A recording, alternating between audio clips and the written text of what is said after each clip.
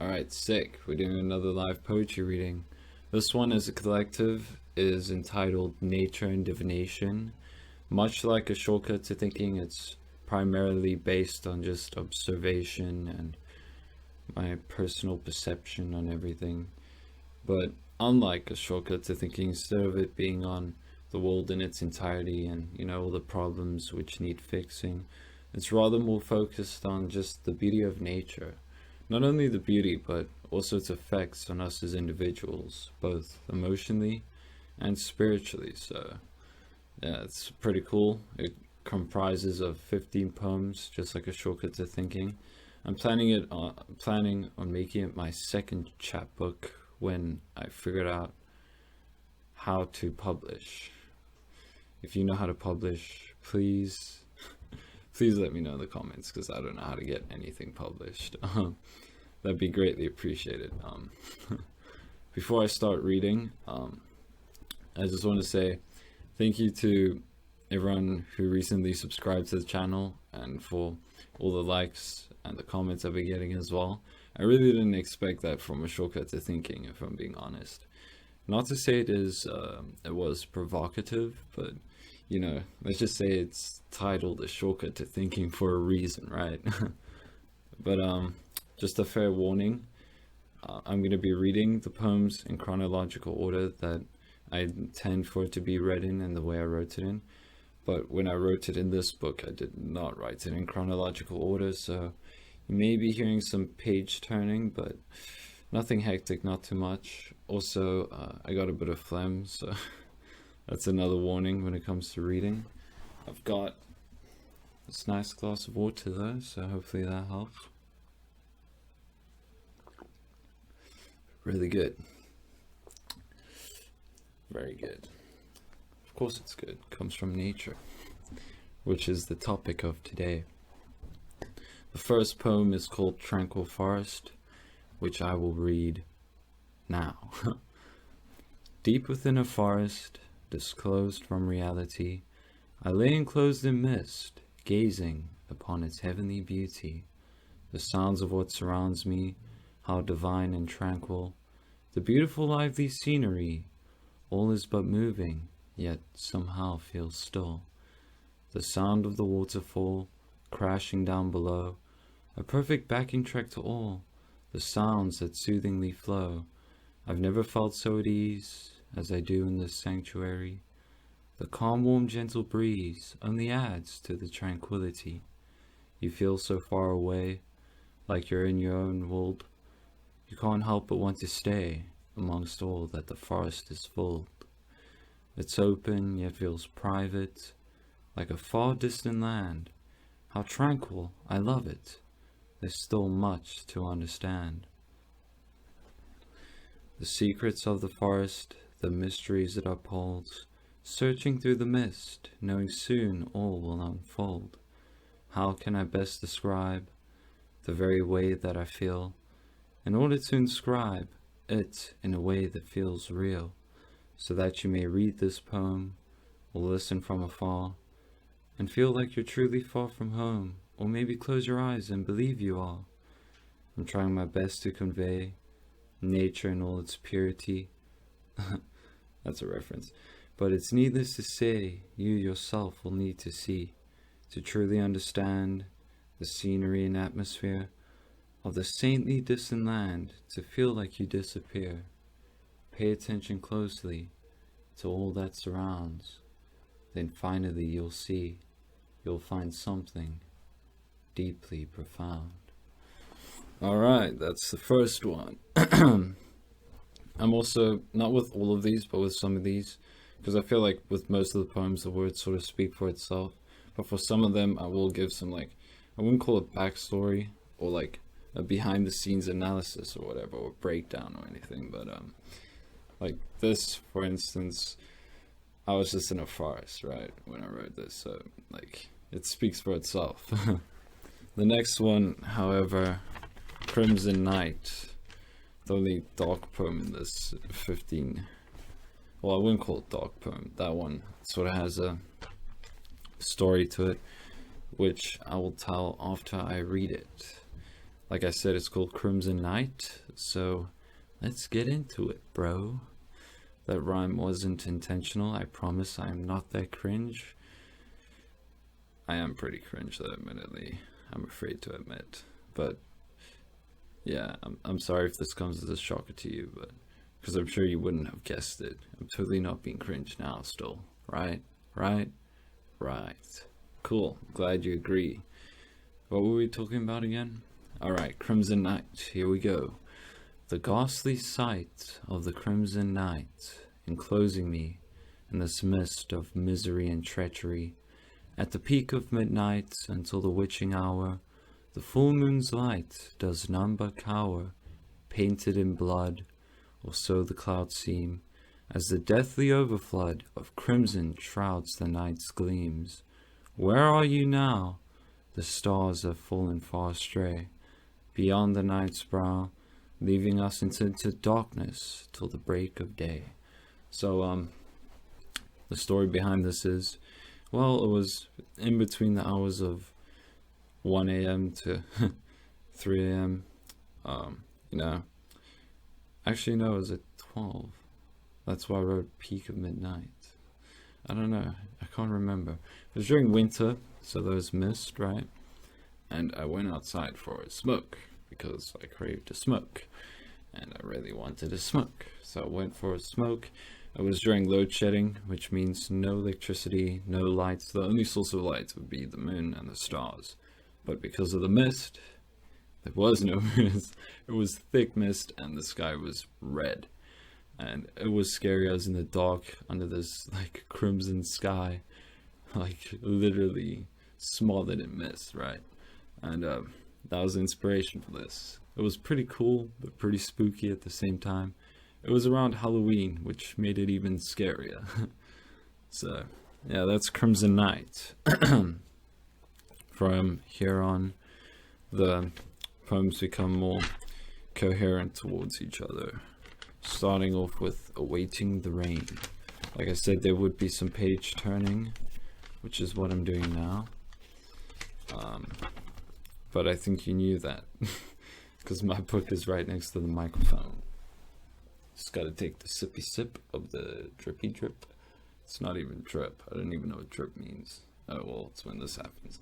I'm kidding. You actually think I'm gonna pour water over my poetry book? No way, man. I'm not that dumb. I mean, I am pretty stupid. I'm not that dumb. I promise. I really hope I'm not that dumb. Some of my friends may beg to differ. Alright. Awaiting the Rain. Awaiting the Rain. That's the title. Awaiting the Rain. That's the first line. Yeah. Alright, let's begin. Awaiting the Rain. Sorry, I'm just warming up for the first line. Alright, now let's begin. I'm sorry, I just couldn't resist the troll, but alright, for real though. Awaiting the rain, the heavenly pour, in an open plain, for what's in store, the image and sound, for what's to come, the atmosphere so profound, a reason to hum, sing to the rain, the purest of instrumentals, watch it drench the plain, shower the hills, listen when it comes, so tranquil and calm, followed by thundering drums like a hot clap from your palms, the thunderstorms, nature's orchestra, in which performs free for all to hear. I await the rain, for that very reason, in this open plain, to bring a close to the season. One final performance, the sound so soothing, it brings much for absorbance, as the sounds are so moving.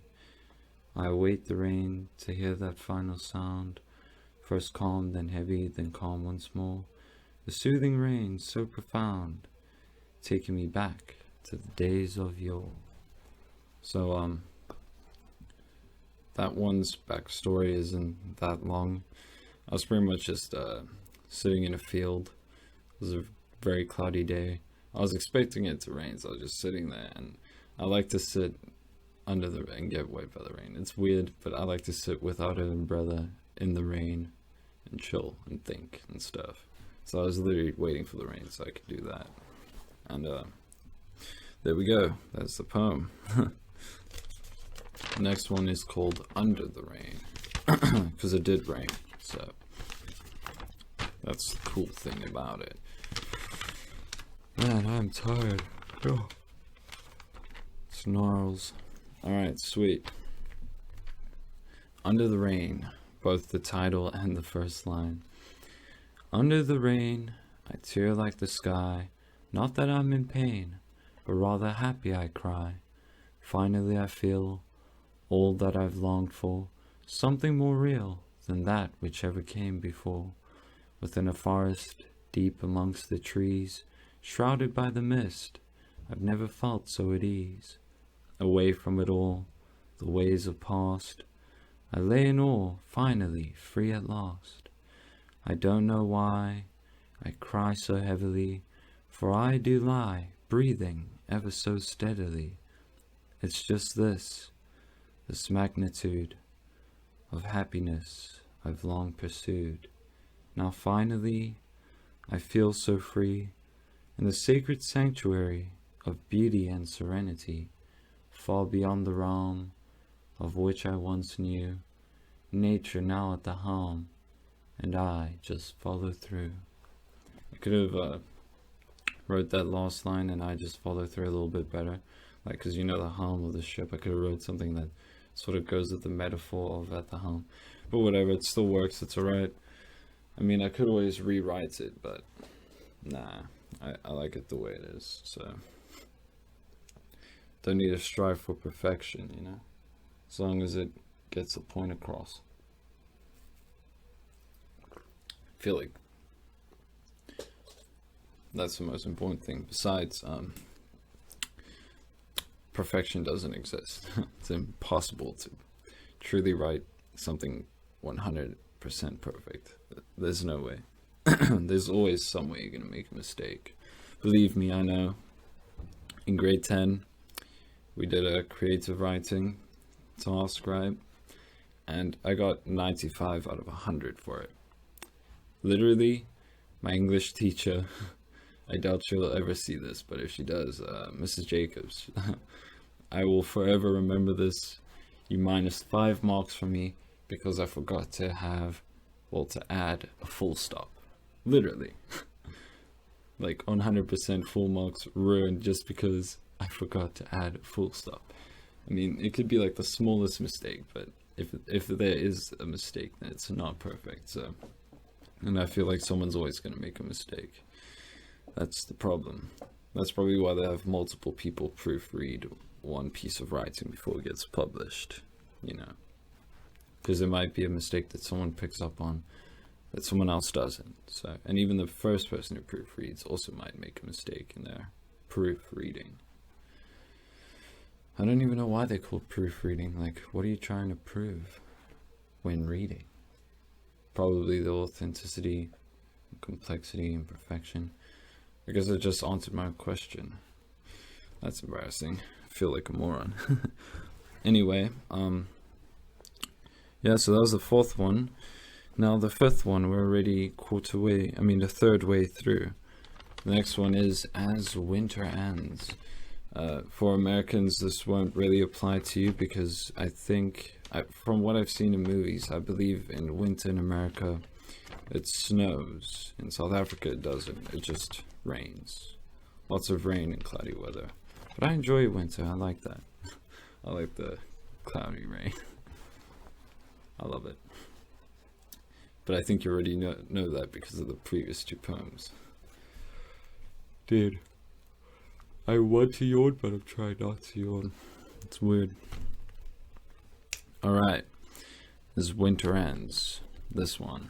Also, title and first line. I'm not very creative with my title. Sometimes I write the poem. Actually, most of the time I actually write the poem first, and then I'll write the title. And it will generally be like, it won't always be the first line, but it'll be like one of the lines that's more, I wouldn't say simplistic, but I guess catchy. Like, it just title suiting, like it just suits the title, right? like just that line, as winter ends, suits the title. So sorry, I just sort of burped, but it was like a silent one, but not really. I hope the microphone didn't pick up on that. If it did, then oh well, I guess. Anyway, sorry, I'm distracting you and myself, especially myself. Not you yet, because this hasn't been uploaded yet. Anyway, time to read. As winter ends, I gaze upon the final brow, the grey dim cloud that shrouds and descends, mist upon the surface in which I'm endowed. One final glimpse of its dim-lit beauty, one final gaze before the seasons alter, to see the mist enshroud this forest of tranquility, so I watch carefully as all begins to blur. The sights in which I gaze upon, beauty and divine, as the season slowly passes on, how bittersweet, much like wine. Such beauty to behold, although winter ends, a new beauty will unfold as the summer rays descend. Treasure the winter sky and its effects and all that surrounds us, in both image and the roots that lie beneath our feet under the ground around us. Although to some it's a gloomy, eerie sight, to me it brings mysticism and mystery. So ponder close in great delight as winter ends and we're faced with a new world of beauty. Yeah.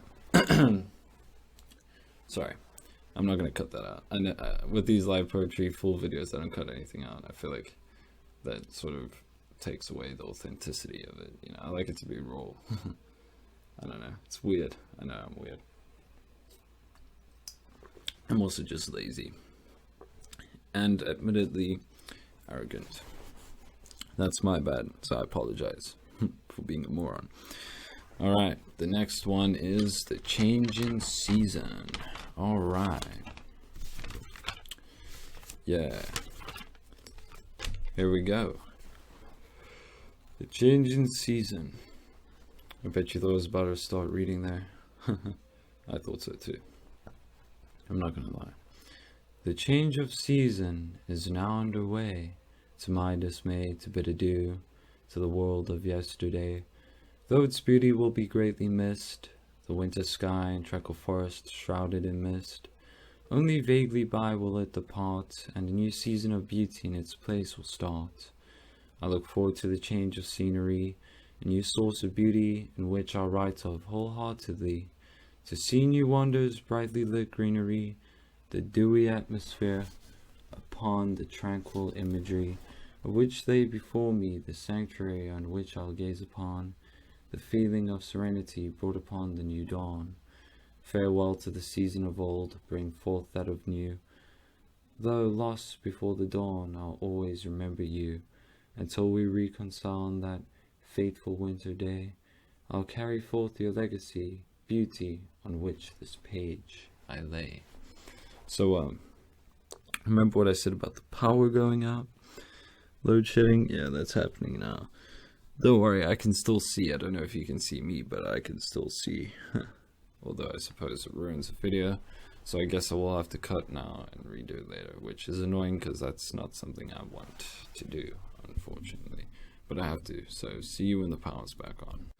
Alright, so I'm back. So the last night, before the power went out, we were on The Change in Season. And yeah, I finished reading that one as the power went out.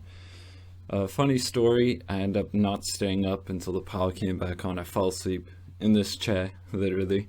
I literally slept with my microphone as my pillow. How weird is that? That's why I pretty much just woke up not too long ago. Got me some coffee. Yeah. It's fucking hot.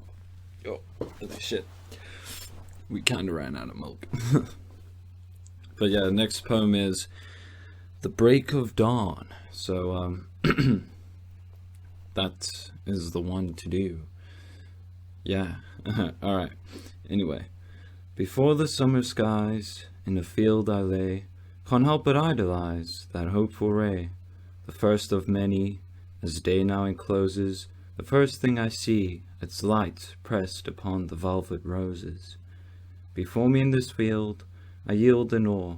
The very pen I wield, I drop to the floor, mesmerized by the faintest gaze set upon the sky, as the still dim gentle rays faintly shine where I do lie, watching the clouds make way for the sun, as the sunlight shrouds the surface and a new day's begun. Before my eyes, surprised I see, mesmerized by its endless beauty. Yeah, that was a short one of the shorter ones. Next is Summer Skies. Alright. I just gotta find it first. I think it's hold on. Yeah, here we go. This one is this one's longer than Break of Dawn, but it's also not too long, thankfully. Alright. So yeah, here we go. Summer Skies. Cool. Under the summer skies, in that very same field, I lay and idolize that in which the change of season wields a chance of new, a hopeful rain gleam, with a saintly scent of dew carried upon the lively stream. The flowers now blossoming, new life has begun. The hermit thrush sings, welcoming the sun. Love is in the air, the warm, gentle breeze. I feel it gently caress my hair, and am brought to tranquil ease. Savor the day, and all that it brings you.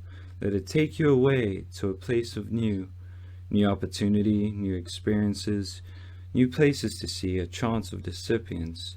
Savor it now, for night is approaching, for the summer day endows a chance for a new beginning, to reinvent yourselves, or perhaps to see the new world in which I delve, of magnificent beauty.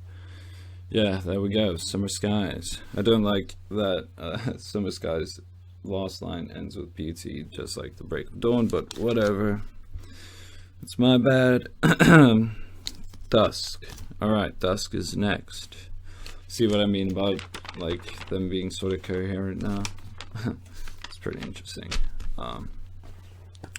Alright, Dusk. This one is longer. As the day ends, the warm sun descends, and nighttime encloses, I bid a farewell to the glow upon the roses.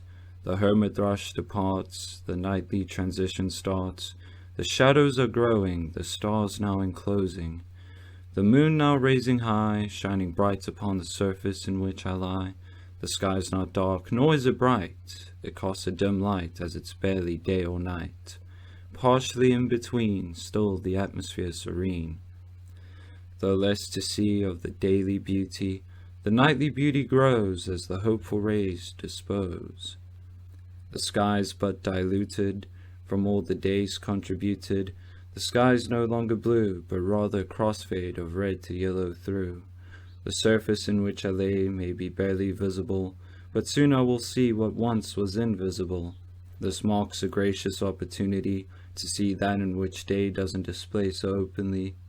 The great mysteries of the night will soon appear before us, bringing great delight. The beauty of dusk is not far different from that of dawn, but rather in the opposite. As the sun is withdrawn, the opportunity of day may be gone. But as one door closes, another opens, and so we must move on. Treasure greatly the new things you saw and felt, for soon you will see another source where all is doubt. Favor the dusk and what it brings. Savor the ability to see these once invisible things.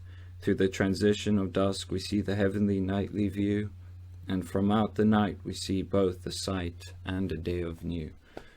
Yeah, what I mean by that last line is like through night's transition to day, like we see a new view through night, and then after that we see a new day. That's what I meant. In case it wasn't so obvious. I think it was though, but yeah. Next is Fields.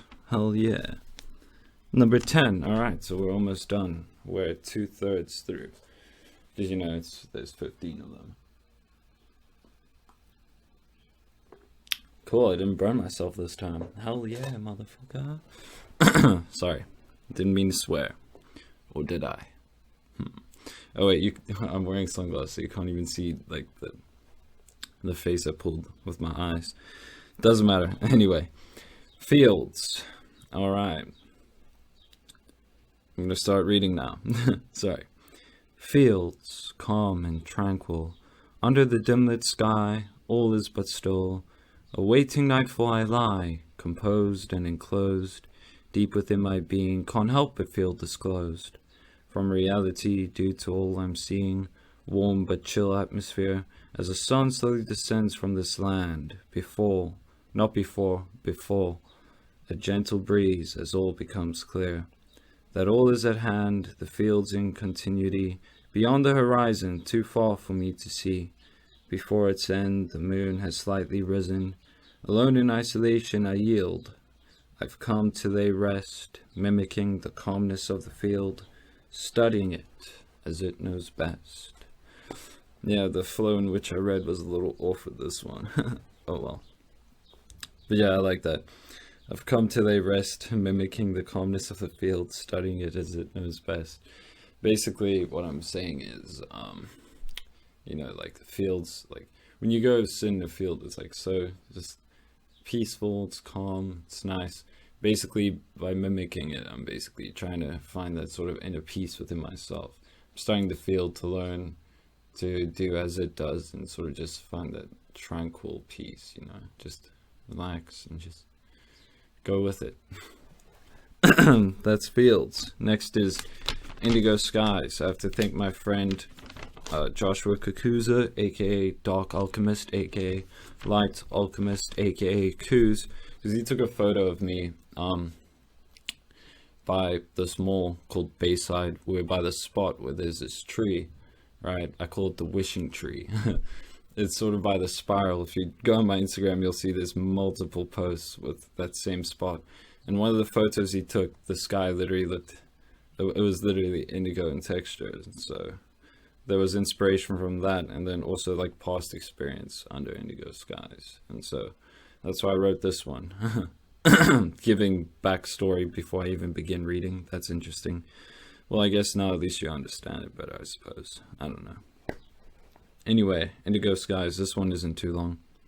Under indigo skies, I lay and visualize precious memories from once before. Numerous days I'll treasure evermore. Is it the texture or maybe the clouds? Its beauty of no measure, its saintly sight that shrouds endless thoughts and memories of yore. Or maybe it's just the feeling, visualizing all that lay before me, its vast layers of beauty. Under indigo skies, surrounded by nature in all its purity, before it lies a sense of tranquility. As to be expected, being surrounded by lovely scenery, a shortcut to thinking, a gateway to past, delving into its beauty and surrounding serenity in which vast, endless, just as that of time. The soothing wind backtracking, an instrumental or hymn, still I lay, pondering all, to say in peace of the memories of yore, whilst idolizing that from what's in store, under indigo skies from which my mind doth tour. So, I'm not sure if you picked up on the references, if you watched my live poetry reading of A Shortcut to Thinking.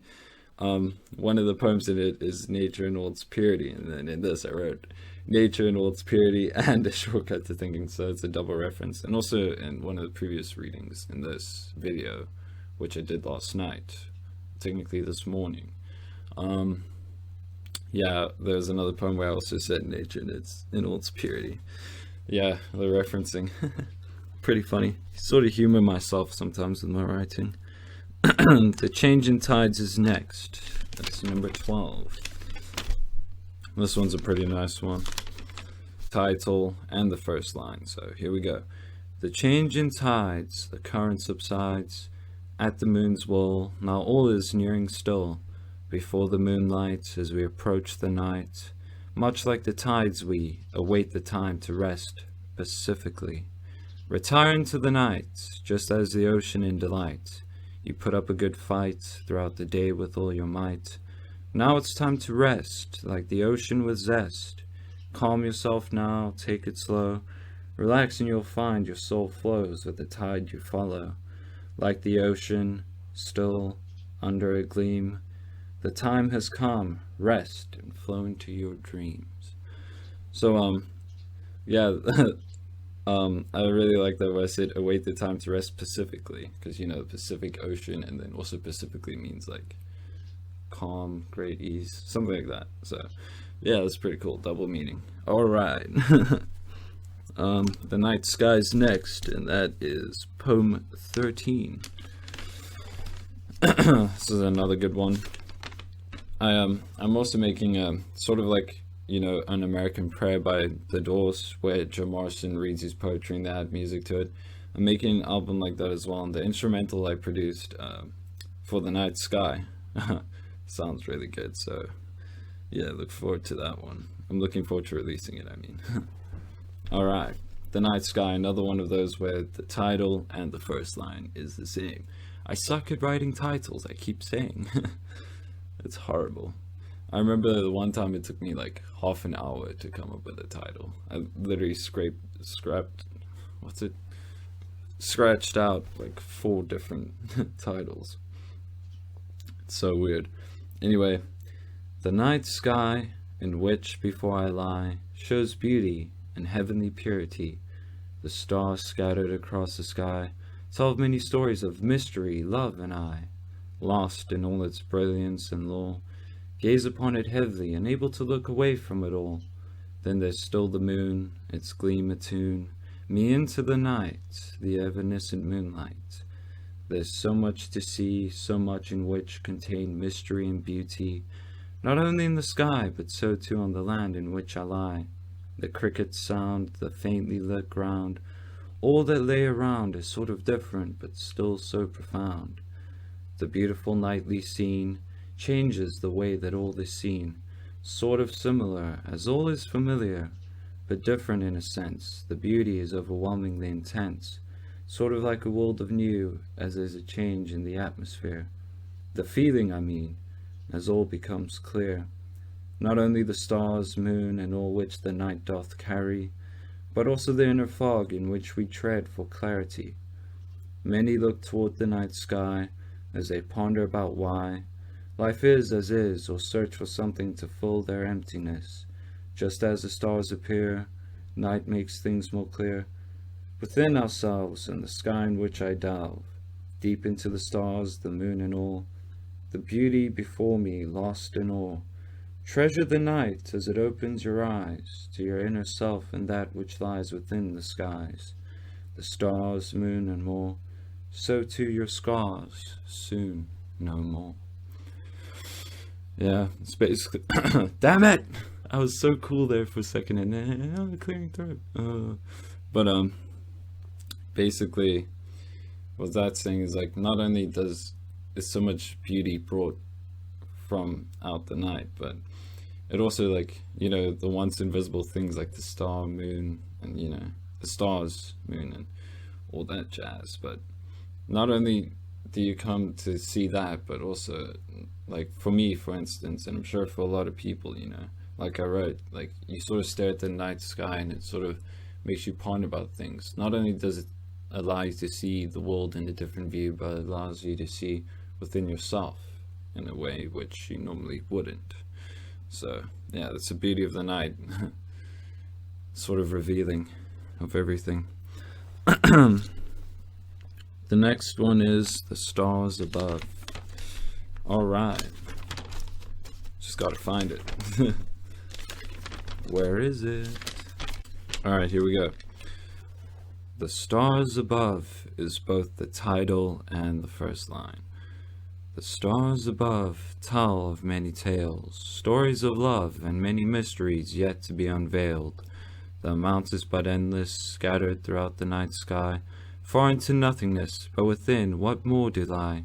Countless tales, revelations, legend and lore, a great many constellations, so much to explore. The tales are endless, a great amount of both legend and fantasy. Like space in its vast emptiness still holds endless mystery. All that lie before you within the night sky are the originators of stories told through generations as time faintly passes by. The stars above the earth watch over us since the very start, witnessing Earth's birth, now watching as it slowly falls apart. Those of us, though many, few rarely look back, and I mean to gaze upon it heavily, not just see glitter scattered on a wall of black. Search deeper within the stars, study it closely. Juno, Jupiter, and Mars, just an example of Roman mythology. Andromeda, Cepheus, and Cassiopeia are but a fraction of Greek mythology. Within the stars you see beholds an everlasting source of mystery. I don't know if I pronounced that last name right. Cassiopeia, whatever. I'm not Greek. And I'm too lazy to search how to do it properly. Last poem, number 15, Snow in Summer. Not only, this one's sort of more just, inspired by a song by The Cure, really. The way the song made me felt, and I sort of just imagine myself in a realm where, in a certain scenario where it really does snow in summer, so that's what this one's about. Yeah, thank you, Robert Smith. Literally, before I started, doing this stuff on YouTube, or even, because I used to make music on YouTube as well, where it'd be my poetry, but singing it, right? Before I originally didn't want to do that. I was originally just messing with dubstep and stuff, and then I watched an interview with The Cure, and then Robert Smith said, it was like in Australia, Countdown or something, right? He said something on the lines of, like, when you're writing songs, sometimes you revert back to your poetry books. And like, wait, he uses poems as lyrics? Oh, that's pretty cool. I write a ton of poetry. And next thing you know, I started making music with my poetry as lyrics. And then it sort of transitioned into what I do now, just full-on poetry. But like I said, I'm still going to do stuff like an American Prayer, where I read poetry with background music. I think they call it a beat poet, essentially. So yeah, without further ado, let's get into this one, Snow in Summer. Alright, one last sip of the coffee.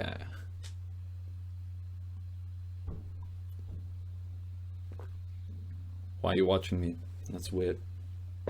Why are you watching me drink coffee? That's not nice. You're so weird. I'm just messing with you. Sorry. That's my attempt at being a comedian. Very cringe, I know. Thank you. I appreciate the honesty. Anyway, Snow in Summer. Alright, let's go. Unlikely the case, although I'm brought face to face with a miracle of sort. Snow in summer, how deeply profound, for I am a newcomer in this mystic foreign ground. I lay struck in awe from that which fall before me. It makes me wonder what's in store as I ponder before this miraculous mystery. Breath reaped from my lungs, as I'm mesmerized by that in which I gaze, like the song Robert Smith soothingly sung, and brought into that in which I sought for hopeful rays. Assign my life's anew, an enlightful path of which I have yet to tread, a whole new world to delve into, of which by the summer snow I'm slowly led. I gaze upon the final hour of this day of miraculous intuity, for the very land I now scour has brought me to a realm of everlasting beauty. Alright, so that's it. Cool thing about this poem is it sort of leads on to my next chapbook, right? Chapbook, called The Forest of Dreams. So I went from a shortcut to thinking, which is a bit of nature hinting at it, but it's more provocative and just observation, which led into this, which is just the observation of the beauty of nature. And from this will transition into, I guess you could call it telltale horror, not really horror, but just mystery, mysticism.